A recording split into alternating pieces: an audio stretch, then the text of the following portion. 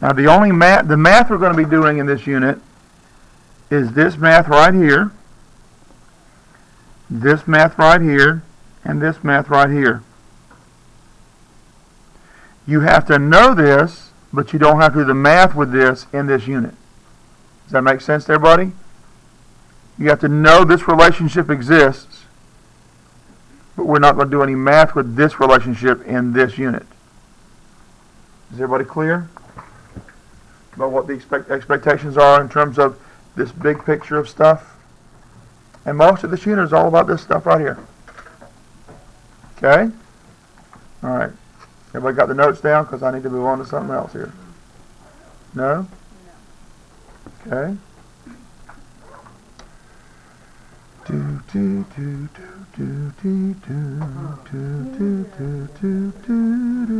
alter at me. What? This is moles of one substance to moles of another substance.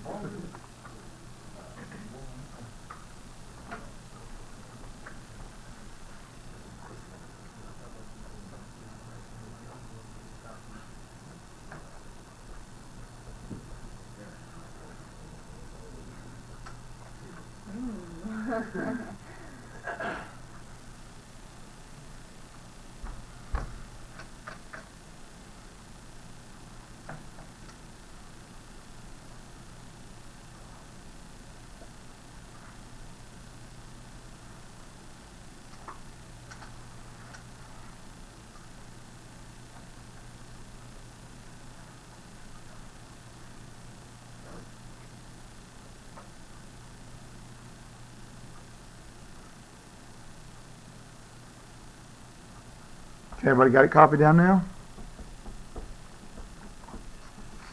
All right, I don't hear anybody say anything, so I assume so. All right.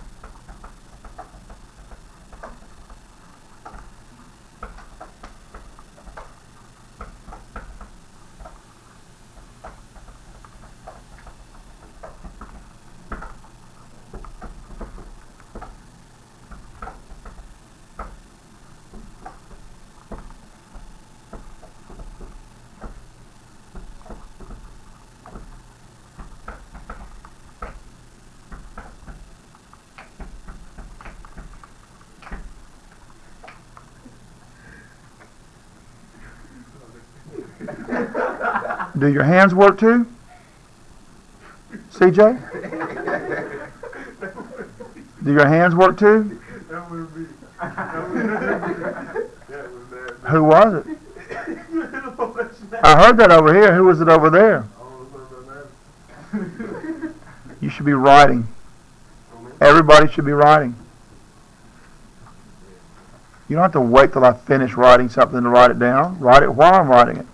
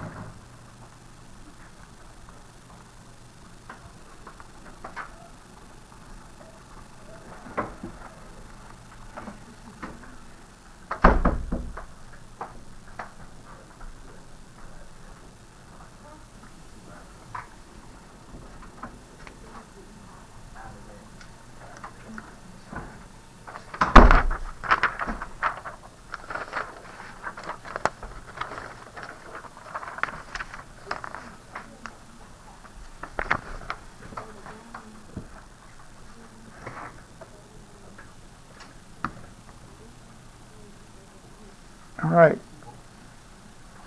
All of Unit 5 was about predicting products of reactions like this in balancing equations. Now, you don't yet have the information you need to write the molar ratio and do the conversion, but you have what you need to write an equation and balance it. So please do that from what is stated here. Write the equation and balance it. So here is the balanced equation. Here is the balanced equation. We changed this to calcium chloride because, in case some of you forgot, this decomposes into water and CO2.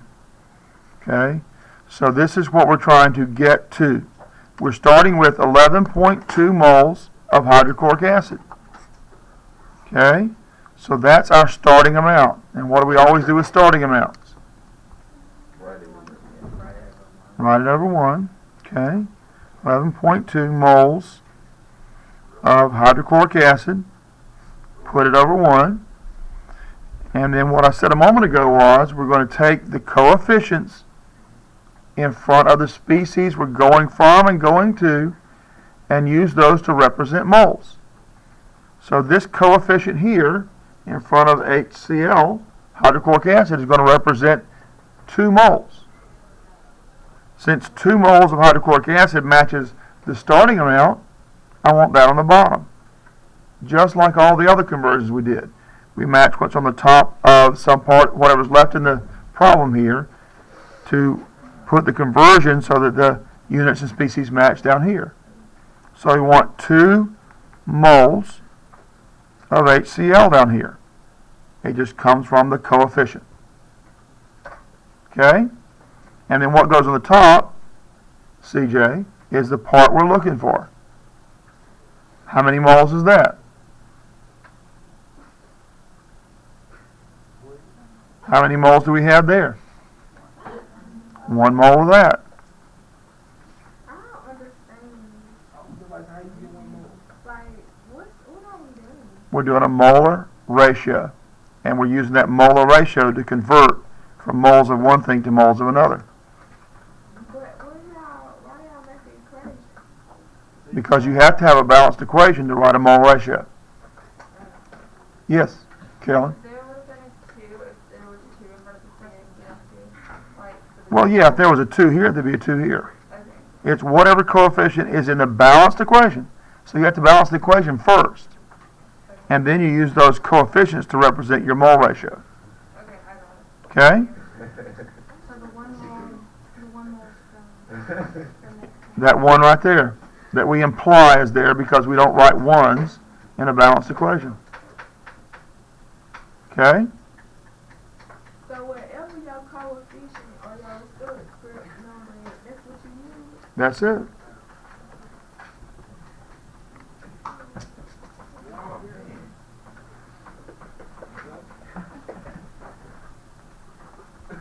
How this got over here?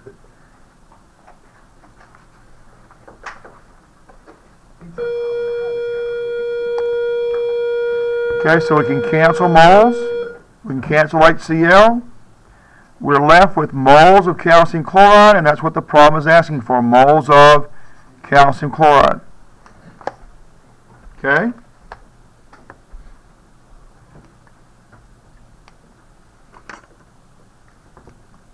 Did you put it in your calculator? Did you get an answer? Anybody have a problem with my answer?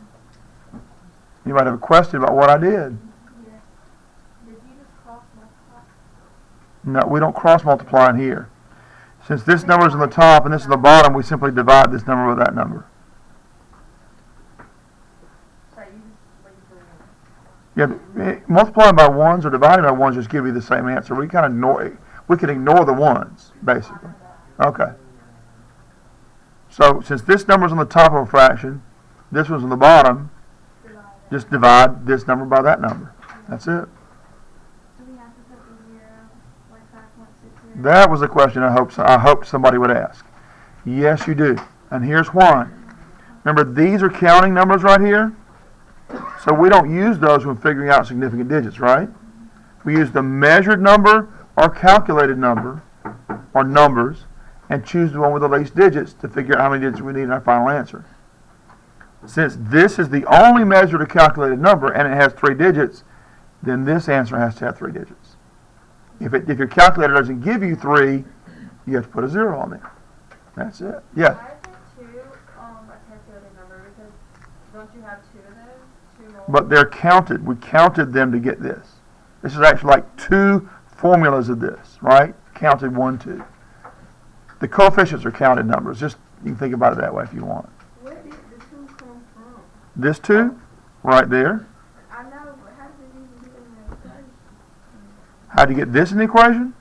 Yeah. I think it's in balance. You balance the equation, you'll get that 2 there. Did you not balance the equation? No, I'm saying like you got HCl, then how you get 2 on the other side? So you moved it over to the other side? Move what? There's no 2 coefficients over here. There's an H2 right there. Right here? Yeah. Carbonate has a 2 negative charge. Hydrogen has a 1 plus charge. Okay. That's just balancing formulas. Okay?